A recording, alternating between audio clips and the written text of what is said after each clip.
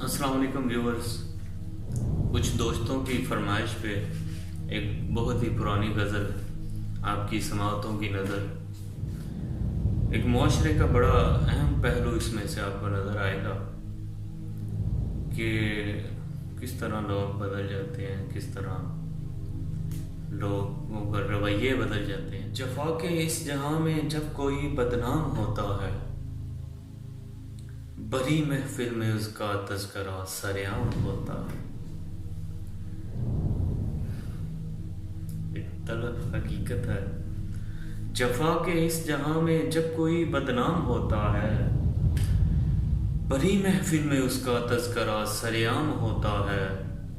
یہ دنیا ایسی ظالم ہے اسے جینے نہیں دیتی، یہ دنیا ایسی ظالم ہے اسے جینے نہیں دیتی۔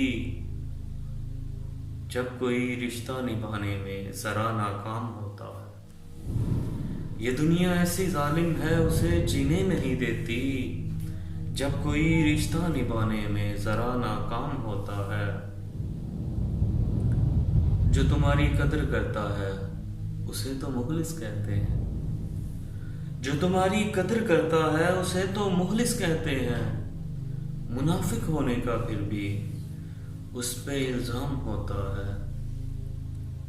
اپنے بھی چال چلتے ہیں جب حالات برے آ جاتے ہیں، اپنے بھی چال چلتے ہیں، غیر بھی چال چلتے ہیں، اپنے بھی چال چلتے ہیں، غیر بھی چال چلتے ہیں۔ کسی کے اپنا ہونے کا محض ابہام ہوتا ہے۔